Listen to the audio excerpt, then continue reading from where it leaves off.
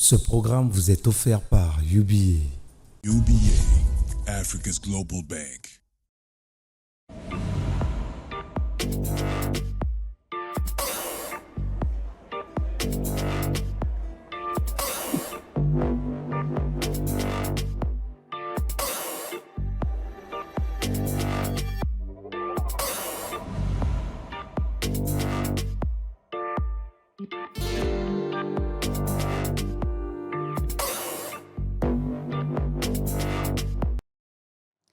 Les défis de la bancarisation au Gabon entre ambition et réalité.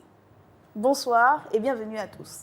La bancarisation est souvent perçue comme un levier essentiel du développement économique, favorisant l'inclusion financière, l'investissement et la croissance.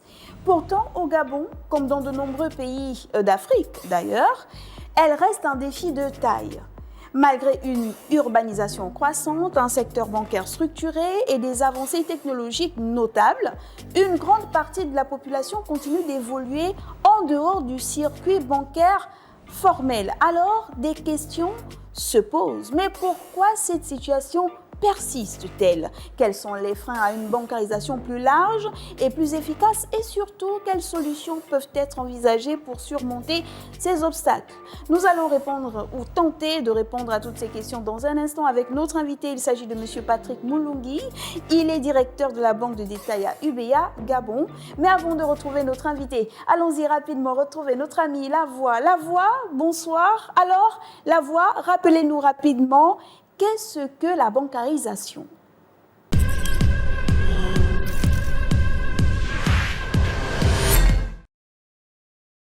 Bonsoir à tous. La bancarisation est un concept clé dans le domaine de l'économie et du développement.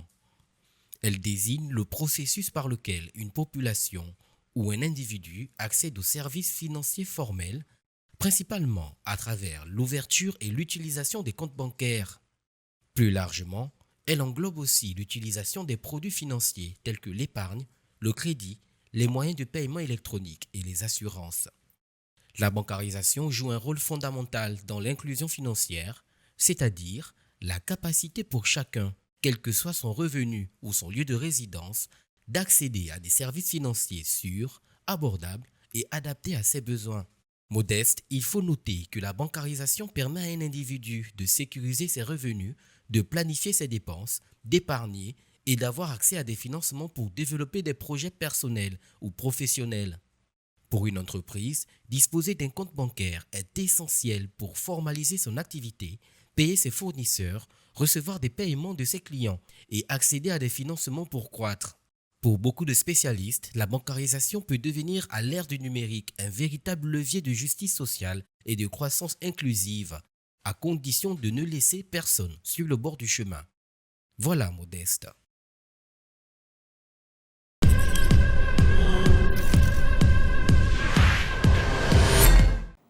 Merci donc à vous, mon cher ami Lavoie. Nous sommes de retour sur le plateau avec notre invité. Je rappelle qu'il s'agit de M. Patrick Moulungui. Bienvenue. Bienvenue. Merci, madame. Vous êtes donc directeur de la banque de détail à UBA Gabon. Exactement. Que fait comme travail un directeur de la banque de détail? Alors, un directeur de la banque de détail, c'est déjà un membre du comité de direction au sein d'une banque. Et donc, c'est un manager et il a pour objectif, il a pour mission de coordonner l'activité de l'ensemble de la clientèle de détail, donc la clientèle des particuliers et la gestion aussi de l'ensemble du réseau des agences. Donc, il a sous sa supervision les chefs d'agence, les gestionnaires de comptes, tous ceux qui sont dans les agences, évidemment. Et aussi, il y a un pan d'activité qui couvre le transfert d'argent rapide. Donc, tout ce qui est transfert d'argent qui touche les particuliers, c'est sous sa supervision. Évidemment, il met en place et fait exécuter la politique, sinon les stratégies de la banque sur tout ce qui est clientèle particulière. Donc, voici un peu retracé en un mot. Voilà l'activité de la banque de détail. Donc, c'est vraiment une activité assez large et on va dire que c'est plus ou moins, sinon, le socle de l'activité bancaire. Et donc, le thème de notre échange, c'est les défis de la bancarisation au Gabon. Déjà dit comme ça, est-ce que cette thématique vous surprend? Il fallait qu'on en parle. Évidemment, elle me surprend un peu. Pourquoi? Les défis de la bancarisation au Gabon, est-ce que ce n'est pas un thème un peu dépassé de nos jours? Parce que si l'on regarde l'évolution du secteur bancaire depuis, on va dire, 2019, on va dire que c'est quand même une sacrée évolution. Ça veut dire que si on s'arrête sur certains chiffres, aujourd'hui, on va dire que la clientèle de toutes les banques réunies de la place gabonaise est à plus de 850 000 clients. C'est pas rien pour une population d'un peu plus de 2 millions. Vous voyez qu'il y a des efforts qui ont été faits et aujourd'hui, pour fin 2024, je pense qu'on avoisinerait 1 million de clients, un peu plus. Donc, vous voyez qu'il y a des évolutions. Est-ce qu'aujourd'hui, il faut rester cabré sur les défis?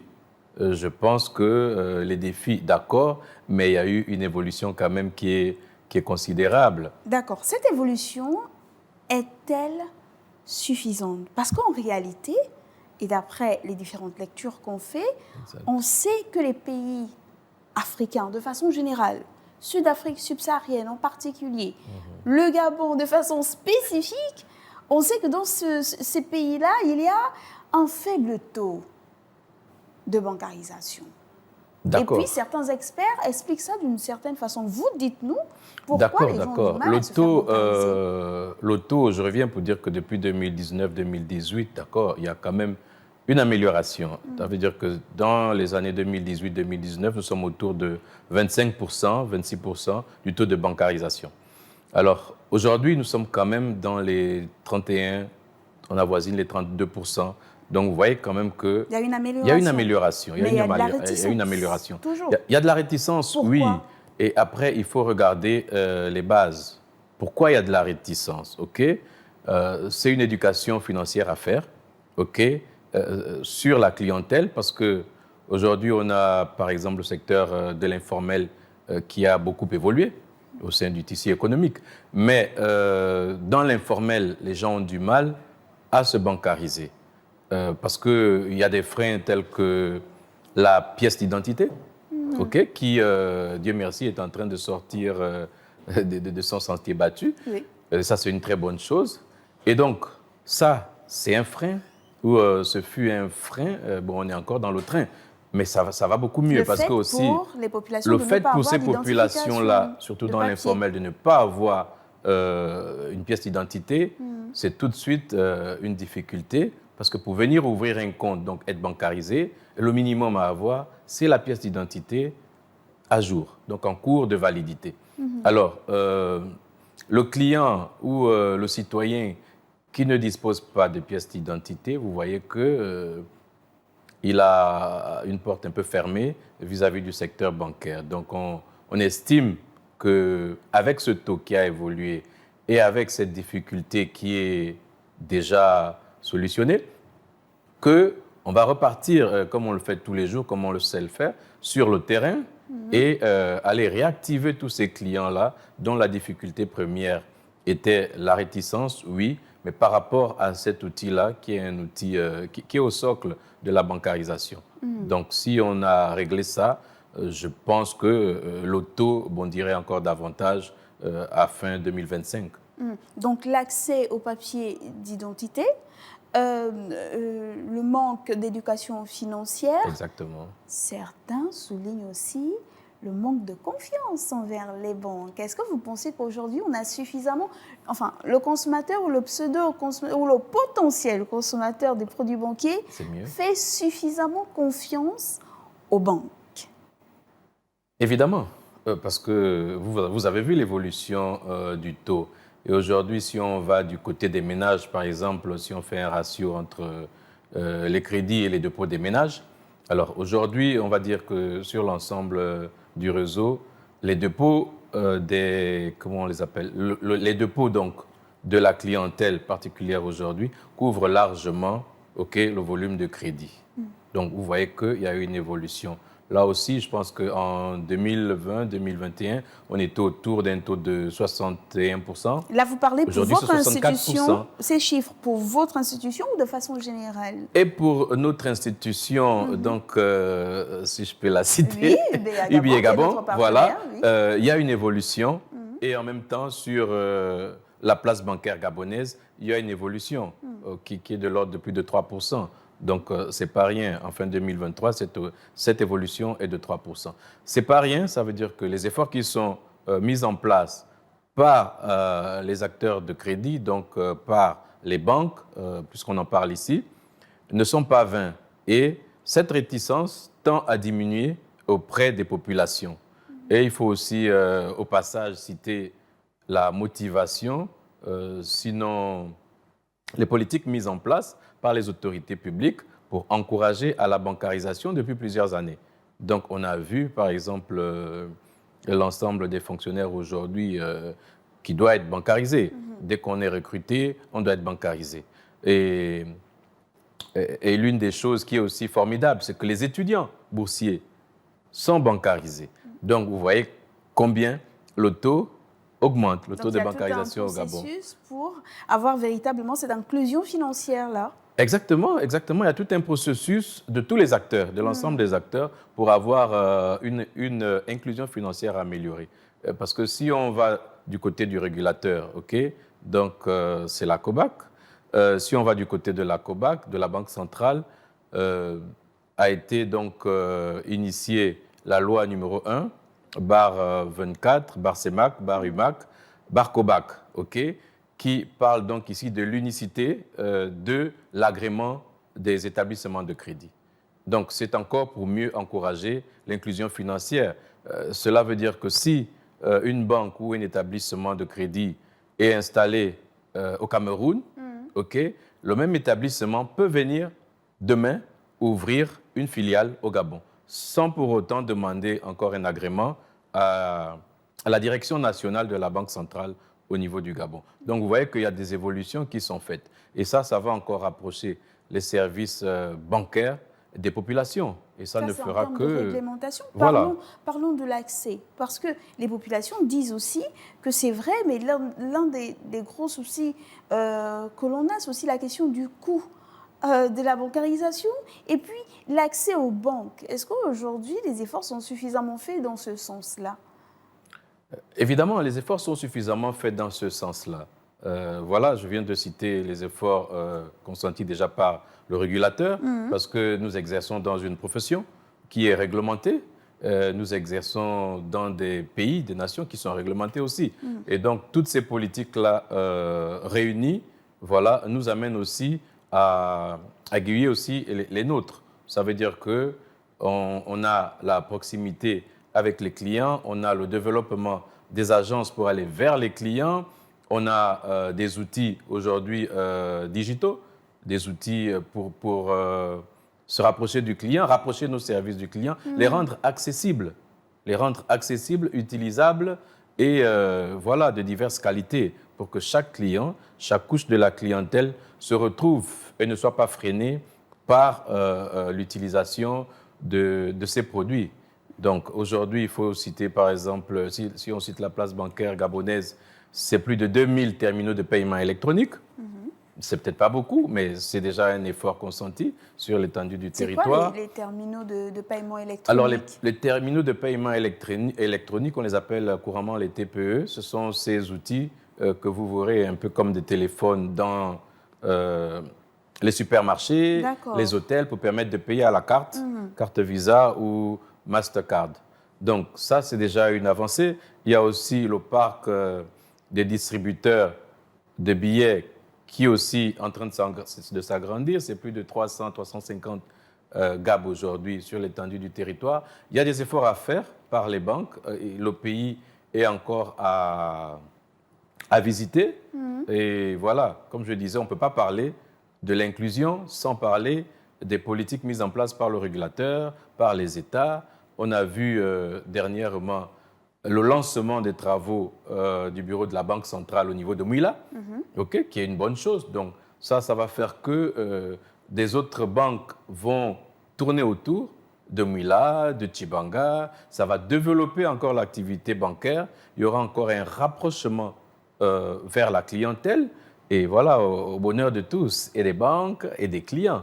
Lorsqu'on parle de bancarisation, est-ce que le fait pour moi de venir et puis d'ouvrir un compte dans votre banque UBA, on va citer, vous êtes partenaire, Merci. d'ouvrir juste un compte, c'est déjà être dans le processus de la bancarisation. Est-ce que là, ça va? C'est déjà être bancarisé, le fait d'ouvrir un compte.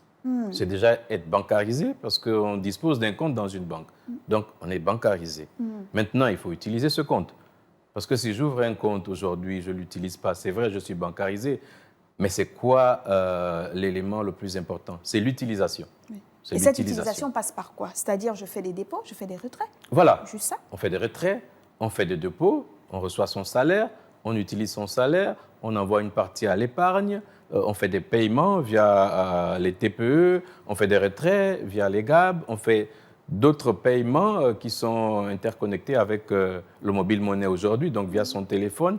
Mais la base, c'est le compte bancaire, d'où l'on tire la ressource que l'on veut utiliser. Les banques veulent qu'on se fasse bancariser parce elles veulent notre argent. Mais lorsqu'il faut financer des projets, ça ce sont les entrepreneurs par exemple qui vont parler comme ça. Lorsqu'il faut financer des projets, nous accompagner dans des business, c'est difficile. Donc on se fait bancariser, on vient, on ouvre des comptes, on y injecte notre argent et puis la banque derrière, pour sortir cet argent-là, c'est difficile. Qu'attend une banque lorsqu'elle invite les populations à se faire bancariser? C'est quoi l'objectif recherché derrière, au-delà de l'éducation financière? Au-delà de l'éducation financière, on reste déjà dans la définition de la banque. C'est un établissement de crédit. Donc, nous ne vivons pas sans le crédit. Et donc, nous sommes prêts à donner le crédit à tout le monde. Mais sauf qu'il y a des conditions. C'est comme l'ouverture d'un compte bancaire.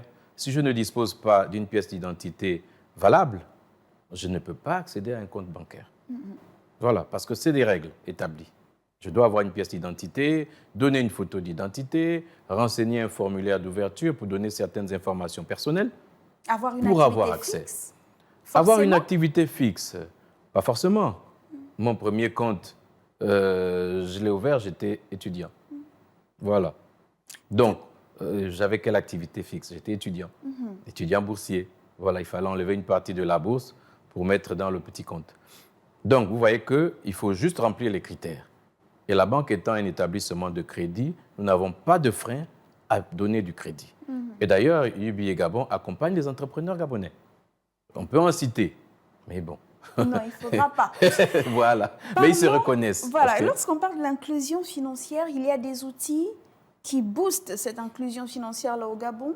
Certains nous parlent du mobile banking, d'autres des fintech. Qu'en pensez-vous?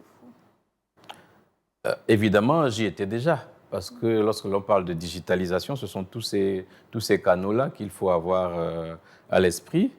Les fintech, oui, nous travaillons beaucoup avec les fintech. Parce que, pour revenir, la banque, c'est un établissement de crédit. Alors, pour mettre en place certains produits, pour se rapprocher de la clientèle, nous sommes bien obligés d'utiliser les fintech avec qui nous travaillons en partenariat. Voilà. Le mobile banking, tout comme le mobile monnaie, voilà, quand on dit mobile banking, c'est la banque sur le mobile, donc sur son téléphone, sa tablette, mais c'est rendu possible par quoi? Par les opérateurs du mobile. Voilà, donc il y a des connexions qui sont établies entre tous ces agents économiques pour pouvoir arriver donc à une inclusion financière qui puisse toucher les populations dans l'arrière-pays, voilà, avoir accès aux services financiers et bancaires où que l'on soit dans le Gabon et même à l'étranger, parce que dès que nous sommes connectés, si vous avez Internet Banking, vous êtes connecté, où que vous soyez, vous avez une connexion, vous avez accès à votre compte, vous pouvez faire des transactions, débiter votre compte, recharger des cartes prépayées, débiter votre compte, faire un transfert à un autre compte, à UBA ou dans une autre banque. Tous ces produits existent. C'est ce qui fait que l'on se rapproche. En toute sécurité, évidemment. Parce qu'il y a des données à caractère personnel aussi. Madame, il n'y a pas de banque sans sécurité. Il n'y a pas de banque sans sécurité. La banque, elle opère dans un secteur Mais derrière, il y a toute une batterie de sécurité. Parce que sans sécurité, on ne peut pas faire de la banque. C'est de l'argent que nous manipulons. Ce sont les dépôts de la clientèle. Voilà, donc c'est sérieux, c'est très sérieux. Et donc, la digitalisation au cœur des banques, notamment des banques traditionnelles. Aujourd'hui, là, vous nous avez dit que vous travaillez beaucoup avec les fintechs, mais certains entretiennent le débat et insistent, disent que les banques traditionnelles voient en des fintechs de potentiels rivales aussi, et cela freine la bancarisation. Mais déjà, je ne sais même plus s'il faut parler de banque classique. Oui, parce que tout a migré. J'ai envie de dire, il n'y a plus de banque classique. Parce que regardez aujourd'hui en CEMAC, mais on a le JIMAC, qui est le switch qui nous permet d'échanger entre pays de la sous-région. Entre les banques de toute la région de la CEMAC, mais aussi entre les banques et les téléphonies mobiles. Donc, entre les banques et le mobile monnaie. Donc, tout ça, c'est déjà une évolution mais faite par le régulateur qui permet ça, qui autorise ça, c'est légal.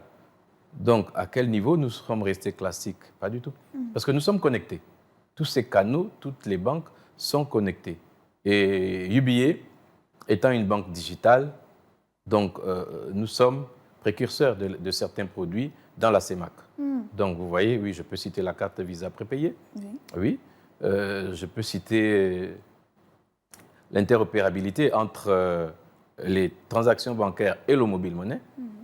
Donc, on ne peut pas prendre les fintechs pour des rivales. Non, non, non. Nous sommes ensemble. Puisque vous êtes directeur de la Banque des Détails, dites-nous, lorsqu'un potentiel consommateur vient à la banque, qu'est-ce qu'il recherche? Quels sont ses besoins? Cacher son argent? Faire du profit? Parce qu'il est possible aussi de faire du profit lorsqu'on garde son argent à la banque. Avoir une certaine éducation financière à travers d'autres outils. Quels sont les besoins premiers d'un consommateur de produits financiers banquiers? Alors, tout de suite, le consommateur, quand il vient, en général, c'est pour sécuriser ses fonds. C'est pour sécuriser ses fonds parce qu'il sait qu'il ne peut pas garder l'argent à la maison. Son salaire est arrivé, il doit le sécuriser, c'est dans un compte bancaire. Alors, il veut scolariser ses enfants ou faire une épargne pour ses enfants, c'est dans un compte bancaire. Okay? Et d'autres viennent pour placer les fonds. Ils peuvent faire des comptes bloqués, okay? Des comptes DAT pour être un peu rémunérés. D'autres laissent les fonds dans les comptes d'épargne. Voilà. C'est selon le besoin du client et le type du client. Nous avons la question d'Éric avant de nous séparer. Éric nous écrit depuis Douala, c'est au Cameroun. Il dit les banques elles-mêmes sont en partie responsables du faible taux de bancarisation parce qu'elles mettent de côté une certaine couche de population, notamment les populations rurales. Mais merci déjà Éric. Mais en fait, le faible taux, sinon le taux de bancarisation, les banques n'en sont pas un frein. Parce que, rassurez-vous, ce que les banques veulent, c'est d'aller au contact de la clientèle, c'est d'avoir tous ces agents économiques, c'est d'avoir toutes ces populations bancarisées. Alors, moi je dis, on continue dans l'information, on continue dans l'éducation financière. Mais aussi, c'est très important, chacun de nous a un rôle aussi à faire. Parce que regardez un peu ce qui se passe lorsqu'il y a des incendies. Les gens pleurent parfois, je m'excuse, les gens pleurent parfois les maisons qui se sont envolées dans les flammes, mais beaucoup pleurent beaucoup plus les fonds qu'ils ont perdus parce que tout a brûlé. Est-ce qu'on doit continuer dans cette situation? Parce que aussi, ceux qui sont dans l'arrière-pays, aujourd'hui, dans les zones rurales, je ne sais même pas encore si on parle de connectivité, si on parle de connexion, je ne sais même pas si on peut encore considérer les zones rurales, enfin, selon un certain contexte. Parce que le WhatsApp que j'ai ici, c'est le même que celui qu'il y a au village A, puisque nous communiquons ensemble. Donc, il a la connexion. Lui aussi, il a les datas. Les mêmes que j'ai ici. Il communique avec moi. Donc, s'il a une activité, même si c'est une activité commerciale, il peut avoir un compte. Il peut avoir un compte. Il peut avoir une pièce d'identité. Et se rapprocher de la banque la plus proche de sa localité, ouvrir son compte et ces produits les fruits de son élevage ou les fruits de son agriculture, il peut justement en mettre une partie dans le compte. C'est ça qui est important et j'espère qu'Éric va aider les banques aussi parce que chacun a son travail à faire pour sensibiliser, pour éduquer. Parce que ceux qui le sont déjà doivent permettre d'éduquer les autres. Parce que c'est comme ça que ça se passe aussi facilement. On va vers les clients. Lorsqu'on en éclaire certains, ils participent aussi à éclairer d'autres et à nous ramener d'autres clients vers la banque, même si les efforts que nous avons à faire pour aller à l'intérieur du pays, aller dans ces zones-là, restent encore importants. Mais nous allons le faire. Nous refermons cette première partie sur les défis de la bancarisation au Gabon. Nous avons abordé avec vous, nous avons fait l'état des lieux. On est revenu sur les nouvelles technologies en rapport avec l'inclusion financière. Vous nous avez parlé des fintechs, le rôle essentiel aujourd'hui et cette migration des banques dites traditionnelles vers ces banques dites extra-modernes. On va se retrouver en seconde partie. En seconde partie, on verra le rôle des politiques et des institutions et on fera ensemble les recommandations. Merci à vous, Monsieur Patrick Moulungui. Je rappelle que vous êtes directeur de la banque de détail à UBA, Gabon. UBA qui veut dire United Bank for Africa. Merci. Okay. La bancarisation ne se résume pas à l'ouverture de comptes bancaires. Elle implique une véritable transformation des usages soutenus par l'innovation technologique, comme nous l'a dit notre invité, et des politiques incitatives. Le développement des services de mobile money, qui connaît un essor fulgurant, démontre que des solutions alternatives adaptées aux réalités locales peuvent accélérer l'inclusion financière. Je vous donne rendez-vous pour la seconde partie de cette thématique autour de la bancarisation et de ses différents défis au Gabon dans très vite. En attendant, prenez soin de vous et surtout n'oubliez surtout pas que vous êtes le premier résultat de votre état d'esprit et que le temps de la réflexion est une économie de temps. Au revoir.